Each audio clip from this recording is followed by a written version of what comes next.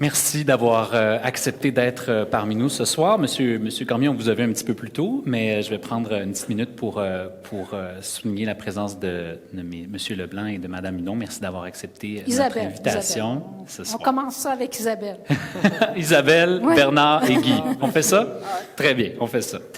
Alors, je vais commencer avec Guy. Tu es à l'emploi de la coopérative depuis 28 ans. 30 cette année. 30? Ouais, les notes sont pas bonnes. Non, les notes sont pas bonnes. on va le changer. Alors, tu es à l'emploi... Je recommence, OK. Tu es à l'emploi de la coopérative depuis 30 ans, cette année. Tu es le plus jeune président de l'histoire du mouvement Desjardins. C'est pas pour rien que tu t'intéresses probablement aux jeunes et aux modèles qu'on doit créer. On te connaît comme quelqu'un de terrain. On te connaît comme quelqu'un qui est très près des gens. Je pense que vous l'avez tous constaté ce soir lorsqu'il est venu à votre rencontre. Je vais me tourner vers vous dans une petite seconde, mais j'aimerais ça qu'on ouvre la discussion avec toi. Lorsque tu fais ce bilan-là de la tournée et de l'ensemble de ce qu'on a entendu ce soir, puis de ce que tu as entendu dans les 5 arrêts, rapidement, en quelques petites secondes, qu'est-ce que tu retiens de cette tournée-là? Qu'est-ce qui t'a marqué? L'impact de la pandémie, clairement l'impact de la pandémie, qui a été difficile pour beaucoup, beaucoup de jeunes entrepreneurs. Deuxièmement, la lecture des 2-3 prochaines années, ralentissement économique, récession, pénurie de main-d'œuvre.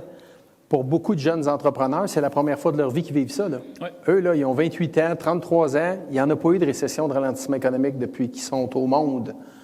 Au Québec, Canada, je parle. Mm-hmm. Alors, pour eux, il y a de l'incertitude, de l'anxiété, de l'inquiétude. Comment je passe à travers ça?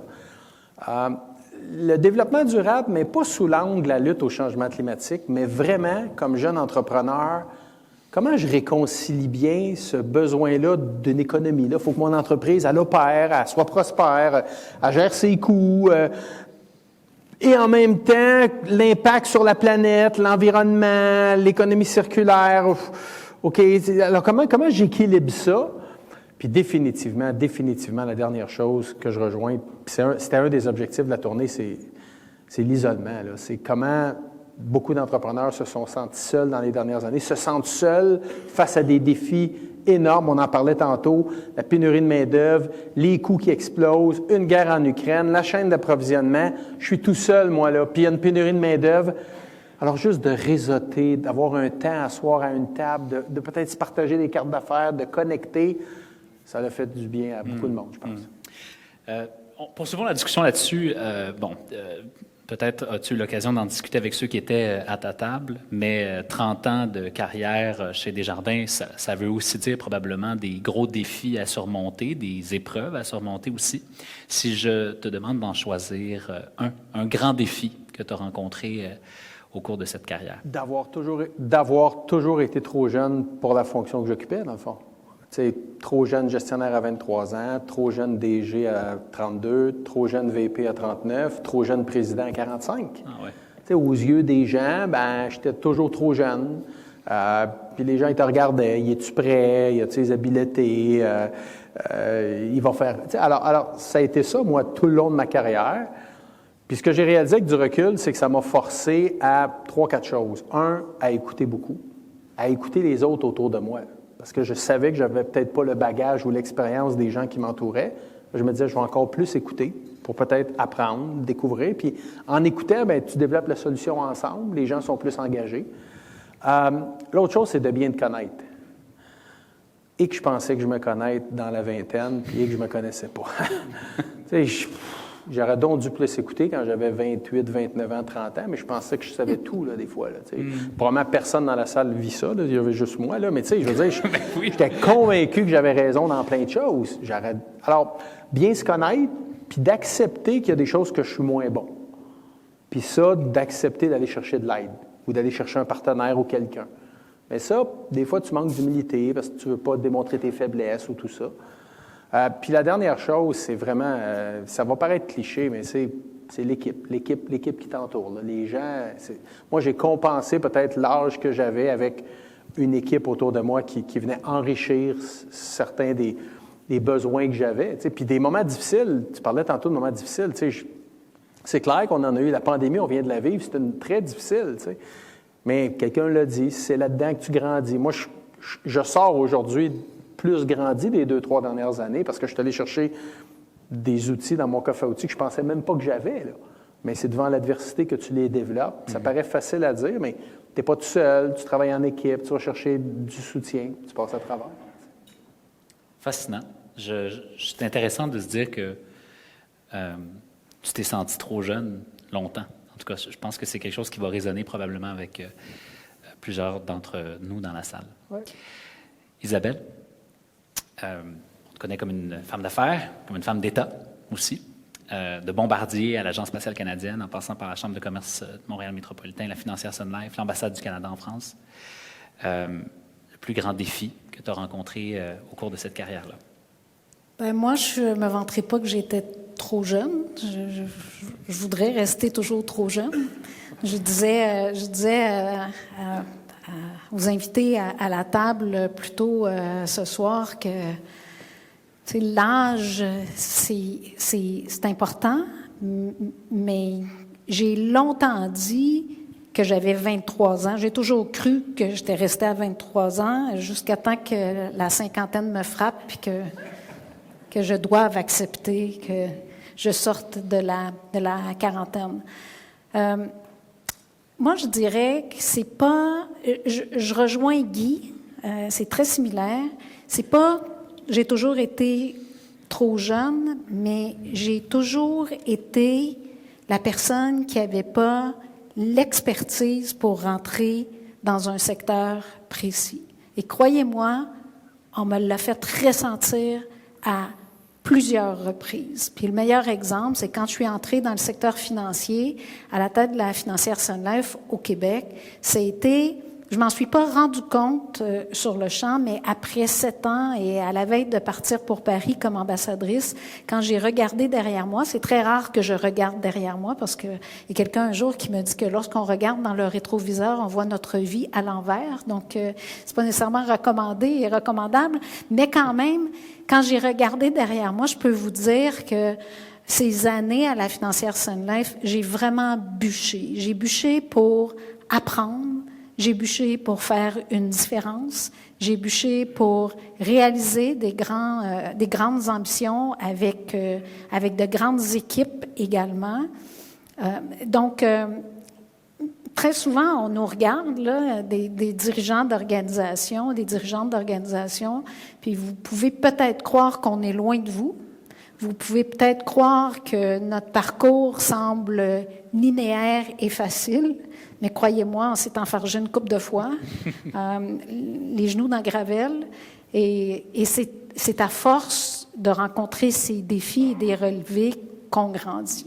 Donc, c'est pas que j'étais toujours la plus jeune, mais j'étais toujours celle qui surprenait. Puis ça vient avec un lot additionnel d'obligations de livrer. Donc, là, je peux le dire, dans le milieu de la cinquantaine, tu gagnes la maturité, ça fait vieillir. Merci pour ce partage-là. Je termine le tour de table avec toi, Bernard. Donc, tu as pris les rênes de Maison Simons l'an dernier, après avoir quand même passé plusieurs années dans le rôle de chef des opérations de Maison Simons, et avant ça, une carrière chez BRP. Tu avais commencé ta carrière chez Maison Simons aussi. Tu es le premier dirigeant de l'entreprise à ne pas porter le nom de famille en 184 ans d'histoire. C'est quand même... ça doit parfois être un héritage qui doit être lourd à porter certains matins. Est-ce que c'est ça le plus gros défi de ta carrière? Est-ce que c'est le plus grand? C'est certainement... ça monte dans le palmarès, disons. Je dirais, c'est un privilège d'avoir l'occasion de contribuer et d'avoir la garde d'un héritage comme Simons. Mais tout au long de ma carrière, moi, je suis un éternel optimiste. Comme tu sais, Laurent, j'ai regardé les défis que j'ai pu avoir comme étant des opportunités.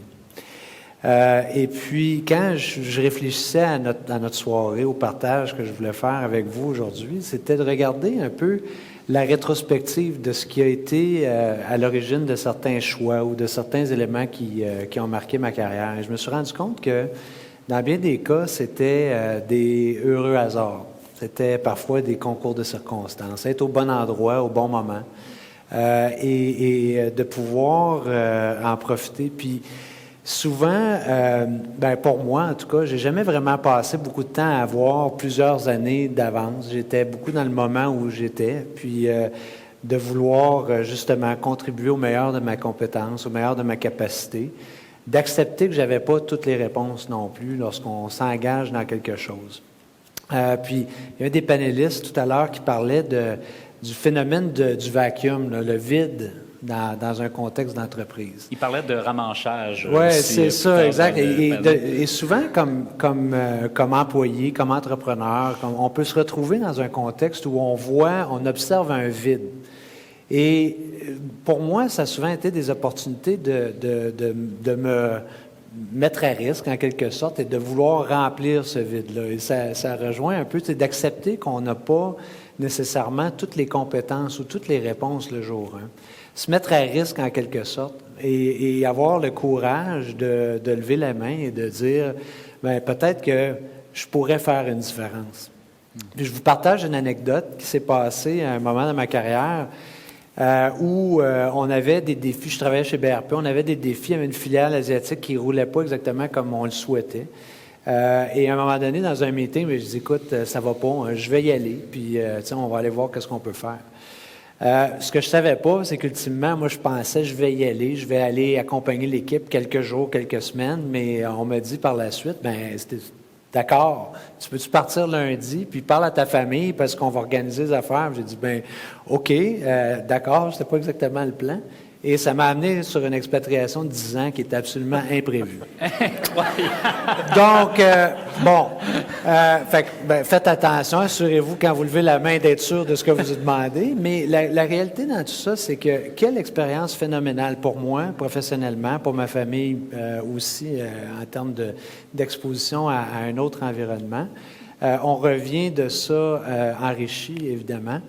Il faut accepter, comme je disais, qu'on va commettre des erreurs. On ne connaîtra pas toutes les réponses. On ne sera pas capable de se proclamer expert dans le milieu. Il faut démontrer une vulnérabilité. Il faut accepter d'assumer nos erreurs. Je pense que de faire des erreurs, c'est pas grave. C'est de les assumer et de jamais tenter de s'écarter des responsabilités qui viennent avec.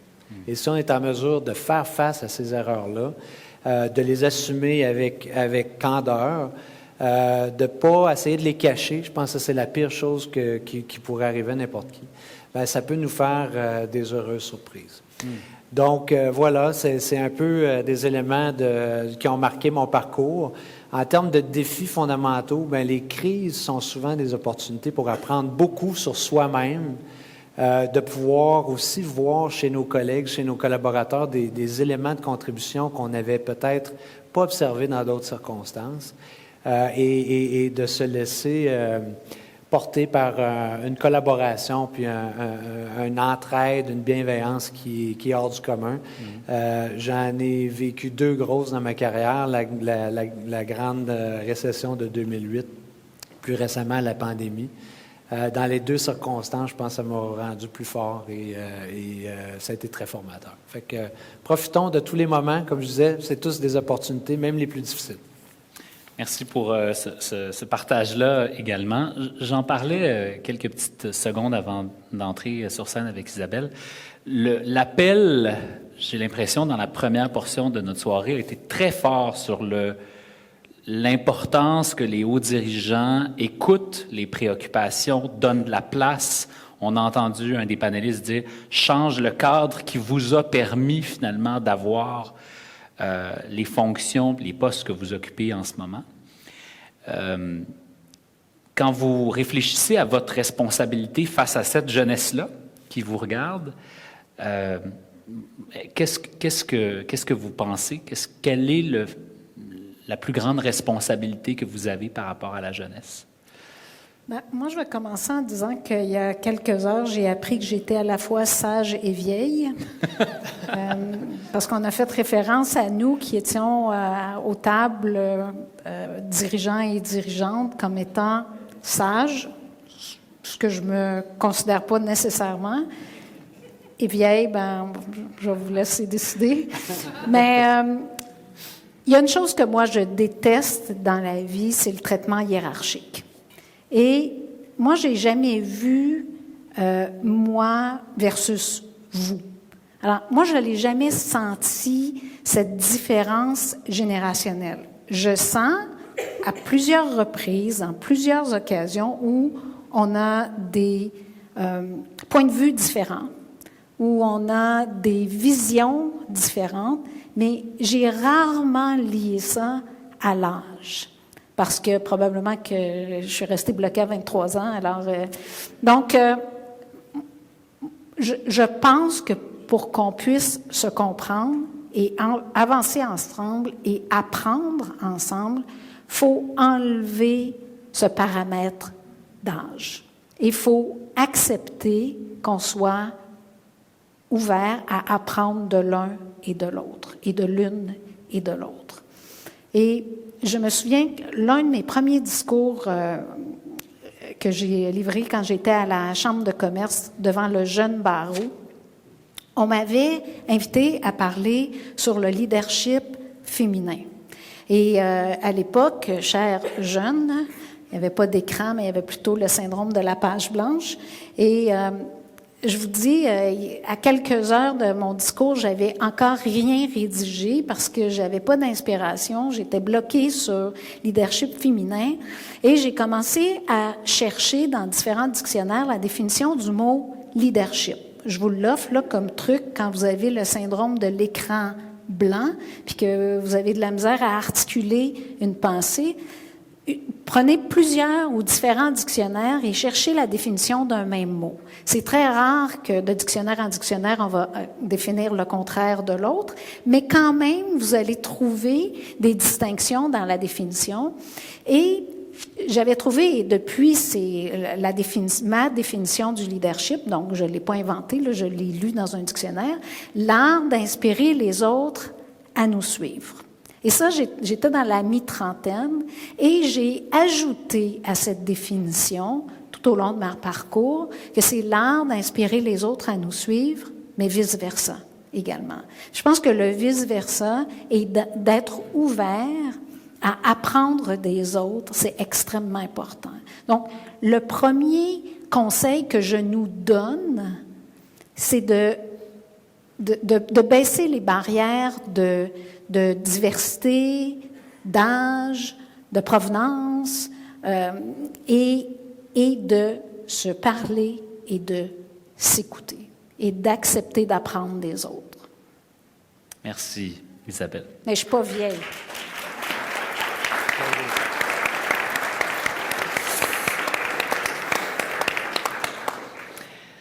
Bernard, responsabilité. Je vais te surprendre peut-être, Laurent, mais je parle encore d'opportunité. Okay. Je vous parlais d'être optimiste dans la vie, mais je crois sincèrement que quand on entreprend la vie comme ça, on peut dessiner à peu près n'importe quel parcours.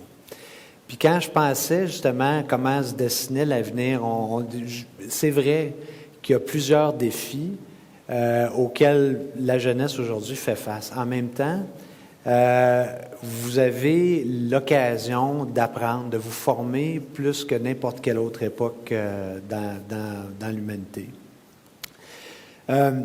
On vit dans une société qui donne un accès quand même très, très grand à cette formation-là pour la jeunesse. Donc, l'opportunité d'être capable de complémenter nos compétences en continu ou en cours de carrière est très important. Vous êtes courageux. Je vous trouve inspirant. Puis je trouve que aujourd'hui, on était peut-être plus gênés. Je ne sais pas si c'est l'exposition à des nouveaux médias, le fait que vous êtes plus connectés que jamais, le fait que vous avez peut-être accès à de l'information ou à des modèles de façon plus facile, mais je vous trouve courageux, je vous trouve affirmé Et je pense que ça vous donnera plusieurs occasions de poursuivre vos rêves. Je pense que notre jeunesse peut être l'agent de changement ou les agents de changement que notre société mérite et qu'elle cherche. On a effectivement plusieurs défis de société, plusieurs défis, qu'ils soient économiques, qu'ils soient sociaux, qu'ils soient environnementaux. Et vous avez une opportunité d'être ces agents de changement. Puis j'aimais les références, Guy, que tu faisais en début de soirée sur certains de ces leaders jeunes qui ont été tantôt des leaders politiques ou des leaders professionnels, mais qui ont transformé ce qu'on voit aujourd'hui comme étant la société moderne dans laquelle on habite. Mais je pense que vous êtes dans un monde aujourd'hui où est-ce que vous avez la capacité de jouer ce rôle d'agent de changement et je l'espère pouvoir être un de ceux qui sera à l'écoute de ce que vous êtes capable de nous apporter parce que je cherche à apprendre moi aussi de vous tous. Je disais tantôt, osez, proposez-vous, identifiez les endroits où vous sentez que vous êtes capable de faire une différence. Assurez-vous de vous permettre les risques. Puis n'ayez pas peur de ne pas avoir toutes les réponses. Permettez-vous de faire des erreurs. Comme je disais, assumez-les surtout. Ne les refaites pas, idéalement. Mais et apprenez justement de ces opportunités-là que la vie vous créera. Le dernier élément peut-être que je mentionnerais, c'est que j'ai eu l'occasion, j'ai été sportif dans ma jeunesse, je le demeure aujourd'hui, mais j'ai eu l'occasion d'avoir des très bons coachs dans le sport. J'ai eu des très bons mentors dans ma vie professionnelle. Il y a des gens qui m'ont permis de découvrir des compétences ou des capacités qui étaient bien au-delà de ce que je croyais même possible. Trouvez-vous ces coachs, ces mentors. Et ce n'est pas nécessairement toujours juste dans la prochaine génération que vous les trouvez. Il y en a dans vos collègues, il y en a parfois dans vos familles, il y en a dans votre environnement. Il y en a peut-être qui seront des seniors à vous, certes, mais associez-vous à ces modèles-là qui peuvent vous inspirer, vous amener le plus loin, qui vont vous faire courir encore plus loin, encore plus vite, qui vont vous faire accomplir des choses qui vont vous impressionner, qui vont peut-être vous surprendre. Mais permettez-vous ce dépassement-là, vous en êtes capable, puis je vous souhaite sincèrement de découvrir des moments où est-ce que vous allez justement vous surprendre positivement. Fait que voilà, c'est ce que je vous souhaite, puis je pense que malgré les défis, l'avenir est prometteur, puis je pense que vous pouvez vraiment accomplir tout ce que vos rêves vous permettra de définir. Voilà. Merci beaucoup. Ah oui, encore une fois.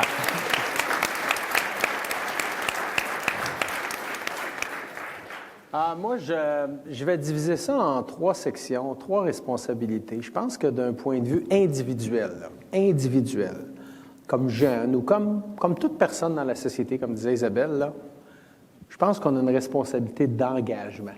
C'est facile aujourd'hui de débarquer de l'autobus, puis de se dire, c'est trop. Pour plein de raisons, je débarque de l'autobus, puis je ne m'engage pas dans relever les défis qu'on a à relever. Je pense qu'à l'âge des jeunes qu'il y a dans cette salle, on ne peut pas débarquer de l'autobus, là. Il faut s'engager individuellement pour contribuer à la hauteur de ce qu'on peut contribuer à améliorer ce qu'on va améliorer. Fait que cette dimension-là d'engagement-là est hyper importante. Si je regarde d'un point de vue entreprise, si je suis à la tête d'une entreprise, si je suis un haut dirigeant, moi, je suis profondément convaincu que l'un des méga changements qui s'en vient avec la pénurie de main-d'œuvre, c'est une accession beaucoup plus rapide des jeunes dans des postes de direction, dans des postes de leadership, dans des postes de gestionnaire. Et avec ça, vous allez emmener vos valeurs, vous allez emmener vos préoccupations, vous allez emmener vos aspirations, vous allez influencer encore plus rapidement peut-être les transformations au sein de beaucoup d'organisations, mais en gardant ce bon équilibre-là d'écouter, d'apprendre des gens qui sont déjà là, qui ont vécu des enjeux, mais en même temps, d'emmener, ce que je disais tantôt, le progrès, c'est de rêver différemment, c'est de voir les choses différemment. Alors, je pense qu'il y a des jeunes qui vont rapidement, beaucoup plus rapidement que ma génération ou la génération précédente, accéder à des postes d'influence. Puis au niveau de la société, je l'ai déjà dit, la dernière fois au Québec qu'on a vécu une période qui ressemble à celle qu'on vit, c'était les années 60, 70, État moderne, révolution tranquille, un besoin de jeunes qui veulent prendre encore plus de place pour construire l'État dans lequel on est. Je pense qu'en tant que société, c'est de faire cette place-là, à ces idées-là, à ce bouillonnement là, de passion de vouloir relever les défis, puis à connecter tout le monde ensemble. Alors, mais là, je pense que comme société, il faut juste se sentir responsable de faire cette place-là, d'écouter, puis de construire ensemble, pas un contre l'autre, ensemble. Merci beaucoup. Merci. Merci.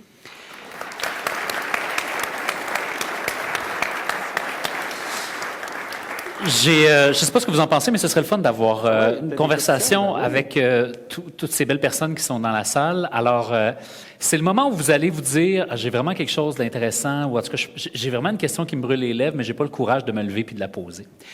Et puis, j'ai déjà été dans cette position-là où ça en prend un ou une première qui a le courage de se lever et de poser une question. Alors, vous avez accès à de l'expérience, de la sagesse? Oui. Oui? OK, un petit peu. L'accès. La sagesse du haut de ses 23 ans. Je vous invite à ce qu'on puisse partager ensemble pendant une quinzaine de minutes puis à entendre vos questions. Alors, qui sera le ou la courageuse qui va se lever et qui va poser la première question? Monsieur? Parlez fort.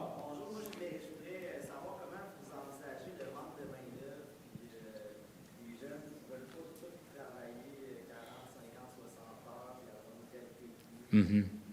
La question, pour ceux qui n'auraient peut-être pas entendu au fond, c'est comment vous envisagez la question de la pénurie de main-d'œuvre puis l'équilibre. Hein? Vous parlez d'équilibre, finalement, de ceux qui ne veulent pas travailler 50, 60 heures par semaine. Quelqu'un veut se lancer? Bien, ça oblige à accélérer le changement de l'organisation du travail, mais ça met énormément... Non, je vais enlever le « mais », je vais dire « et ». Ça met énormément de pression sur les organisations, sur les employeurs, pour travailler et retravailler, définir, redéfinir et investir dans sa marque employeur, de pouvoir offrir à ses employés, jeunes et moins jeunes, des défis palpitants et une très grande ouverture sur faire les choses autrement. Moi, je ne vois pas énormément de jeunes et moins jeunes qui ne sont pas intéressés à embarquer dans des projets. Mais ils ne sont pas intéressés à embarquer dans des projets qui se font comme on les faisait hier et avant-hier. S'il n'y a pas l'ouverture à la créativité, à essayer de faire les choses différemment, à probablement atteindre un succès ou un demi-succès. Je disais à mes nouveaux meilleurs amis de la soirée que pour moi, j'ai des succès et j'ai des demi-succès. Je parle rarement, moi, j'oublie même le mot. Échec? D'échec, voilà. C'est mental. Parce que de ce qu'on réussit moins bien, on apprend tout autant. Et donc, moi, je le vois là, comme employeur. C'est pas nécessairement de dire « Viens travailler chez nous, on travaille que 35 heures », ce serait une fausse promesse à faire. Mais viens travailler avec nous sur des projets intéressants où tu vas avoir une très grande liberté de créativité et où on va réaliser ensemble des projets qui auront un impact, pas seulement pour l'organisation, mais pour la société. C'est le narratif, d'après moi, qui change tout, mais il faut que tu sois prêt à livrer sur ta marchandise de ton narratif puis de ta promesse de marque. Mm-hmm. On va le faire en mode questions et réponses en rafale, si vous le voulez. Je vais retourner à une question, puis si jamais vous avez quelque chose à dire, faites-nous signe. Alors, qui est la prochaine courageuse? Madame, parlez fort.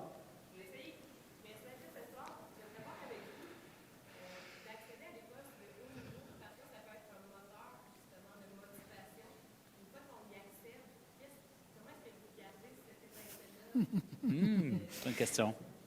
La question, c'est bien le fun d'accéder au poste, mais après ça, une fois qu'on l'a, il faut toujours bien garder la flamme active. Hein? Bien, premièrement, quand tu accèdes au poste, des fois, il y a des défis qui arrivent qui te forcent à avoir la forme active quand même. Je sais pas de quoi vous parlez. C'est pas un long fleuve tranquille tout le temps, puis finalement, j'ai atteint la job, puis bingo, j'ai plus rien à faire pendant 5, 6, 7 ans. Là, c'est pas parce qu'on est dans les postes qu'on est là, qu'on joue au golf à chaque semaine, puis qu'on travaille 10 heures, puis qu'on pote dans notre bureau. Là, c'est pas ça. Là, on gère des crises, puis on gère une pandémie, puis on a de la pénurie de main-d'œuvre chez nous aussi, puis on a plein de défis à relever. Fait que ça, c'est un élément. Par contre, en tout cas, je vais parler pour moi personnellement, à un moment donné, avec l'expérience, avec le plaisir que tu as, puis la confiance en toi que tu as, tu tombes dans un état d'esprit où tu as le goût de redonner, tu as le goût de faire grandir les gens autour de toi, tu as le goût de les stimuler, tu as le goût de voir l'équipe, là, tranquillement, toi, tu prends moins de place, puis c'est l'équipe qui prend de la place, c'est les gens qui t'entourent. Puis dans le fond, à la fin de la journée, tu sais que tu peux t'effacer, puis on va atteindre les objectifs qu'on veut. Ça, pour moi, c'est... à un moment donné, tu arrives dans cet état d'esprit-là, puis moi, ça me stimule de voir les gens grandir autour de moi, puis de dire, bien, l'organisation continue, puis j'ai pas besoin d'être là. Merci pour la question. Très intéressant. Prochaine. Là-bas. Au fond, là-bas. Ah, là-bas. On va là, puis après ça, on ira là-bas. Je vous avais dans mon angle mort.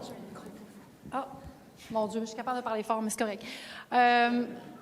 Vous parlez de l'avenir de la jeunesse. On est plusieurs à avoir fait notre scolarité des années 90, des 2000, où les diagnostics de neurodiversité étaient moins là. On arrive avec des adultes qui se retrouvent avec des diagnostics TDAH, anxiété, TSA. C'est quoi leur place dans l'entreprise pour vous à ce moment-là? Des gens qui veulent se réaliser, mine de rien? Moi, je la prendrais peut-être celle-là, parce que on a dans nos milieux de travail, justement, dans la préparation de notre discussion ce soir, je reconnaissais le fait qu'on a toutes sortes de différents types de profils d'humains dans nos environnements de travail aujourd'hui. Que ce soit des gens qui, justement, souffrent de problèmes anxieux ou de TDAH ou de différents types qui ont des gens qui ont des limitations, des besoins spéciaux. Je pense que le milieu de travail en est un aujourd'hui où est-ce qu'on accepte ces différences-là. On parlait de la richesse de la diversité. Bien, justement, on peut apprendre beaucoup des gens qui sont différents de soi. On peut faire de la place à ces gens-là et on se rend compte que, finalement, quand on leur donne la place, on est surpris parfois par ce qu'on apprend, ce qu'on voit comme résultat. Et finalement, tout le monde a une contribution à amener. Il faut juste s'assurer que les gens soient à l'endroit où est-ce qu'ils sont bien, où est-ce qu'ils se sentent capables de s'accomplir, qu'ils soient encadrés avec des leaders qui sont outillés aussi pour comprendre ce qu'ils peuvent vivre et comment ils peuvent réagir à certaines situations. Si on met tous les efforts et qu'on accompagne ça d'une bonne dose de bienveillance et d'humanité, bien, je pense qu'on a une recette qui puisse être gagnante et qui puisse offrir un milieu de vie qui permet de s'accomplir à tout type de personnalité. Une des choses qui me préoccupe, moi, chez les jeunes, c'est le niveau d'anxiété de performance qui existe. Donnez-vous un break. Je pense que c'est l'élément qui est le plus important.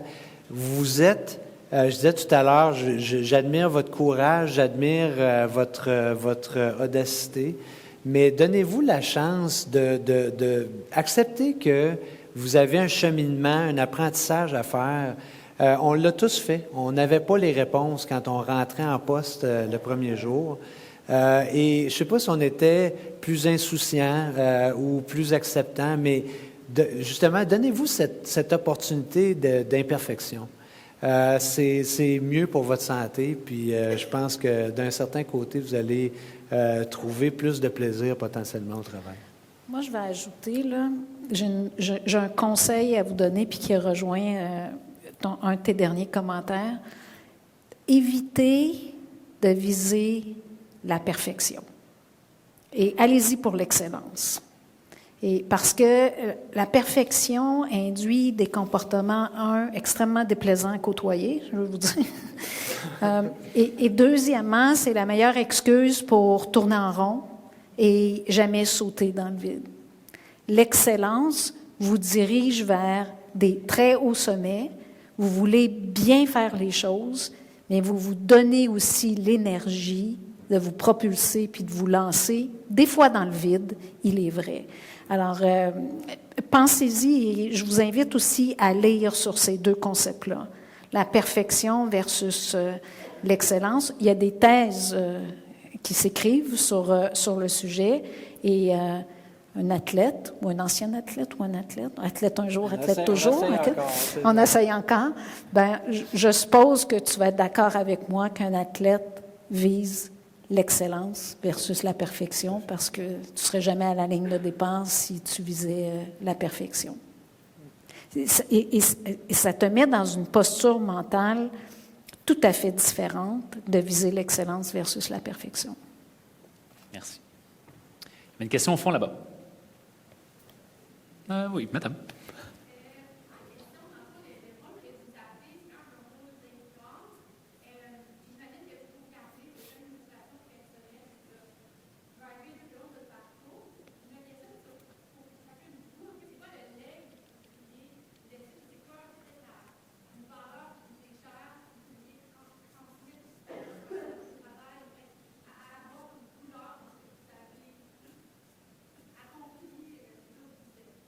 Merci pour la question. Je pense que ça vaut la peine qu'on fasse un rapide petit tour de table là-dessus, le leg ou la volonté de laisser quelque chose derrière. Tu sais. Écoutez, le leg, c'est vraiment pas quelque chose que je pense vraiment. Tu es trop jeune. Oui, je suis trop jeune, ça doit être ça. Merci. Merci. Merci Isabelle, tu es tellement fine. Ah, tellement fine, tu m'aides. Tu vas me faire passer une plus belle soirée. Non, je pense que le leg, moi, c'est ce que je fais ce soir avec vous, c'est ce que je fais dans cette tournée-là, c'est ce que je fais depuis que je suis à la présidence. C'est de tenter humblement d'inspirer, d'influencer, puis qu'à la fin, on dise, Guy Cormier a essayé de faire tout ce qu'il peut pour aider nos jeunes à prendre leur place dans la société. C'est humblement ce que j'essaie de faire. Moi, je reviendrai sur ce que je mentionnais tout à l'heure. Donc, je reviendrai sur quelque chose que je mentionnais tout à l'heure. Je parlais des coachs qui ont été inspirants et accompagnateurs pour moi. J'aimerais que j'ai pu laisser un impact semblable auprès de ceux que j'ai pu accompagner et que potentiellement ils puissent revoir notre temps ensemble dans une espèce de relation d'échange comme ça. Et j'adore ton vice-versa de tantôt, Isabelle, je vais le retenir, parce que moi aussi, je reçois beaucoup de ces interactions-là. Et quand on entreprend une relation de coach avec quelqu'un ou une relation de travail avec quelqu'un, bien, ce qu'on laisse, c'est probablement moins que ce qu'on peut retirer potentiellement. Puis, c'est cette espèce pour moi, ça serait ça le leg, c'est d'avoir laissé un impact positif sur ceux avec qui j'ai pu collaborer, mais de m'être enrichi moi aussi à travers ces relations-là. Fait que dans vos interactions, bien, partagez vos idées, ça nous nourrit, puis c'est inspirant. J'ai un mot et c'est ambition. J'aimerais ça que mon leg, mais encore comme Guy, je suis trop jeune pour parler de leg, mais c'est drôle parce que j'étais devant mes collègues de BDC, une partie de mes collègues de BDC, ça faisait pas un an que j'étais à la tête de BDC, puis ils m'ont demandé, ça serait quoi, Isabelle, ton leg? Parce que je viens d'arriver. Donne-moi une chance. Donne-moi une chance.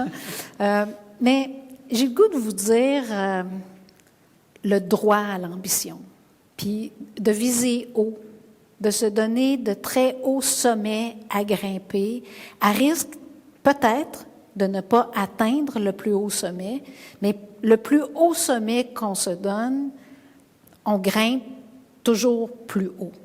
Et donc, j'y ai pas vraiment réfléchi très longtemps parce qu'on les avait pas, ces questions-là, mais instinctivement, je te dirais, le droit à l'ambition, puis particulièrement pour les femmes, de bien vivre avec cette notion-là qu'on peut être ambitieuse, que si on le veut, on doit libérer nos ambitions, les déployer, et si ça n'en dérange quelques-uns et quelques-unes, so be it.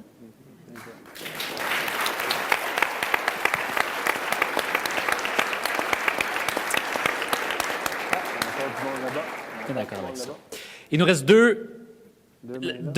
quelques mains. On n'aura pas le temps de tout vous prendre, mais on va prendre madame ici. Je vois le temps qui file. On a de la place pour vous, puis une autre question, puis on fait ça en rafale. On vous écoute.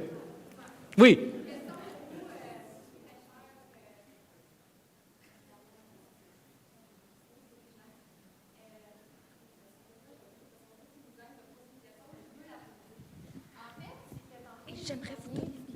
Vous avez parlé évidemment de ce qui s'en vient, évidemment avec la crise économique, l'inflation au niveau du consommateur.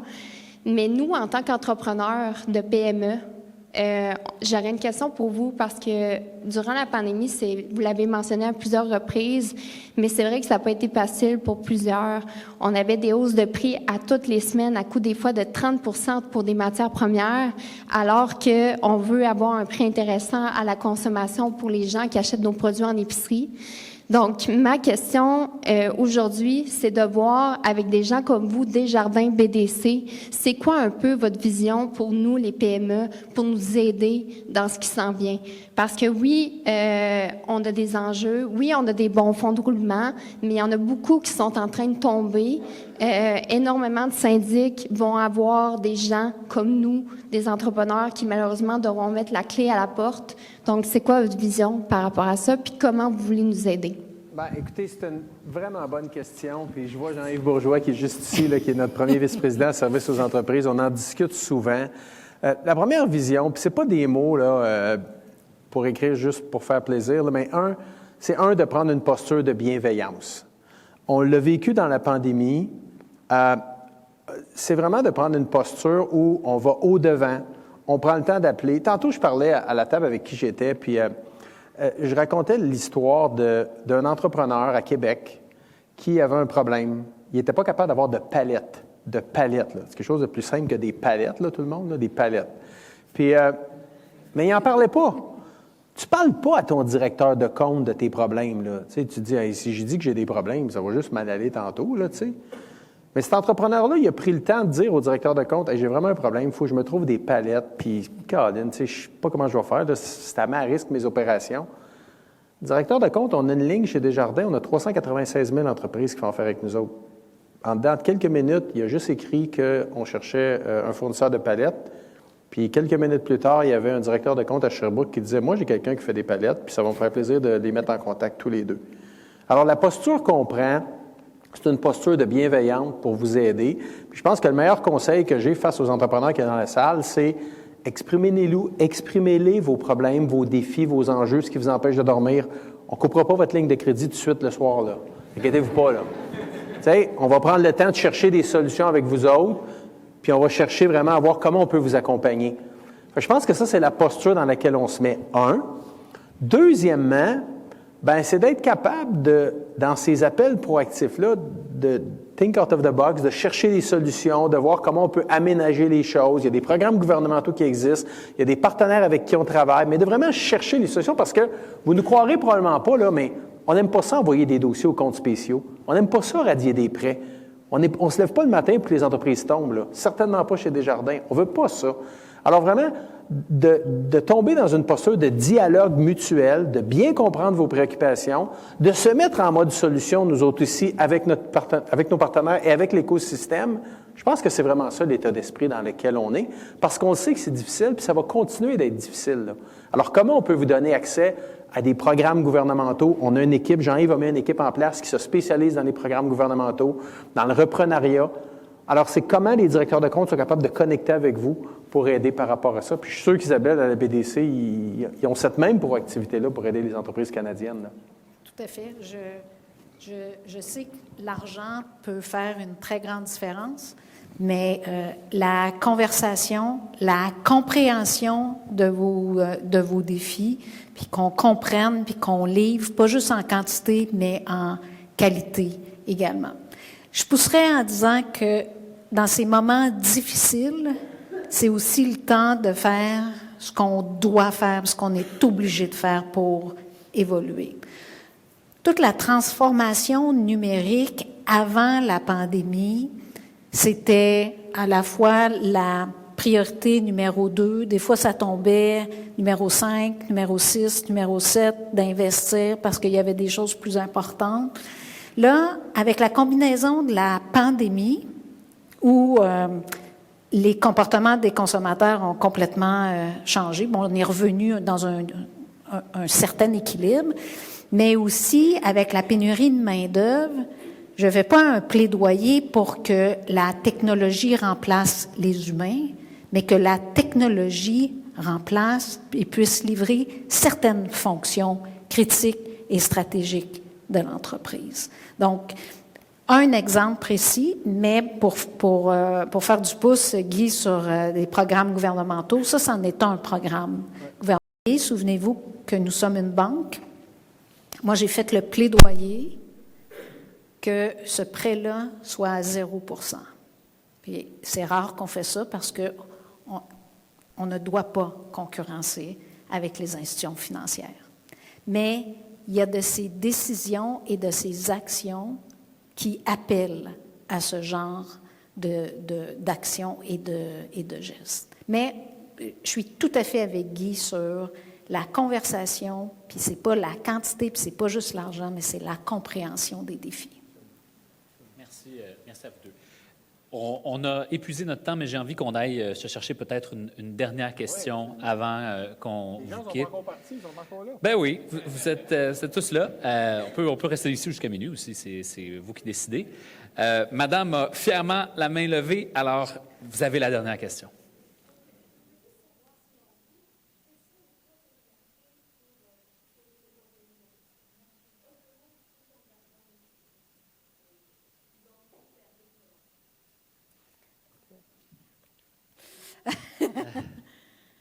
Alors, peut-être juste répéter la question pour être sûr alors, que tout le monde a entendu. Oui, pardonnez-moi. Alors, la question, c'est comment, puis dites-moi si je l'ai bien compris, c'est quoi les 3 critères pour créer les conditions pour que l'entreprise continue de grandir puis d'évoluer, mais qu'elle vise l'excellence? C'est ça? Deux ou trois, c'est pas grave. Flexible. Ça peut être un aussi, hein?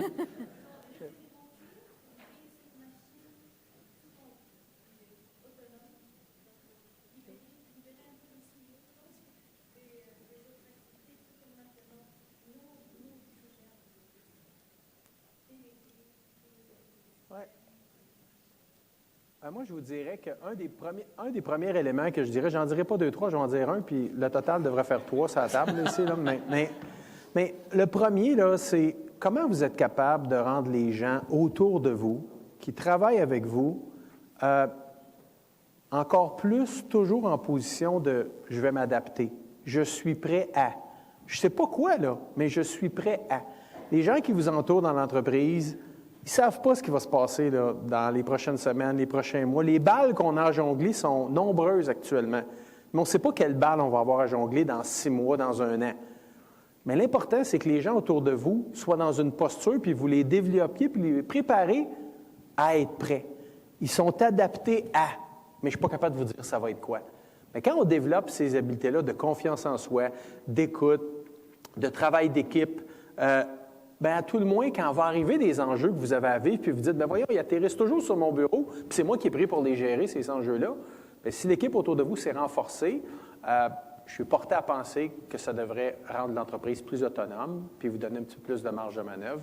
En tout cas, c'est ce que j'essaie de faire, là, mais Bernard en a sûrement, Isabelle, plein d'autres. Moi, je vous dirais, laissez la place à la créativité et à l'innovation. Permettez de l'espace. Souvent, on vient suroccuper avec l'exécution de nos tâches. On est dans la problématique, dans la résolution de problèmes, et on ne prend pas suffisamment de recul pour être capable de laisser place à la créativité, à l'innovation, que ce soit pour nous ou pour nos équipes de travail. Donc, permettez ce vide-là là, pour qu'ils puissent, et permettez le temps à la créativité et l'innovation. Et maintenez toujours, une des choses qu'on a tous appris pendant la pandémie, c'est maintenir toujours un esprit de résilience, la capacité d'adaptation rapide. Vous allez apprendre à travers justement l'espace d'innovation et de créativité. Ça va vous donner des idées. Donnez-vous la capacité de réagir rapidement, de les implanter. Acceptez que ça ne soit pas parfait. Hein, et ça va vous aider justement à identifier des pistes pour toujours vous améliorer et chercher à viser cette excellence que vous cherchez à atteindre. Libérer la créativité. Ne vous arrêtez pas seulement au passé. Et résilience. Hey, ça en fait 3, ça. Oui, bien là, j'ai été disciplinée, là. Hein? Il me semble. Mais résilience, là, avant la pandémie, on comprenait à peu près ce que ça voulait dire. Je pense qu'on comprend tous et toutes maintenant la définition de résilience. Dans les années à venir, on va en avoir besoin. Avant, on regardait sur des tendances annuelles. On est rendu à des tendances mensuelles et même des tendances à la semaine. Nos économistes en chef, Tout à fait.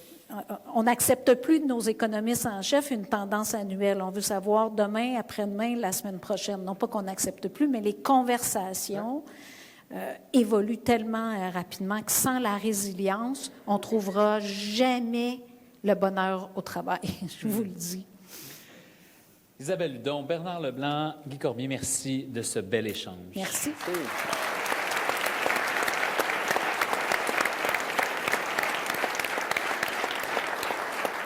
Là, avant qu'on se laisse, par contre, ne quittez pas trop vite. C'est la fin, Monsieur Cormier, de notre tournée. C'est le dernier arrêt. C'est la dernière occasion qu'on a de vous laisser le mot de la fin. Alors, c'est ce que je ferai. Je serais curieux de vous entendre sur vos réflexions finales. Non, mais écoutez, je vais faire ça vite et bref parce que j'ai adoré l'échange au panel. C'est la première fois qu'on a un échange aussi prononcé avec les gens dans la salle. Alors, je tiens à vous dire merci. Soyez fiers de vous en termes de courage, de conviction, puis d'avoir le goût de poser des questions.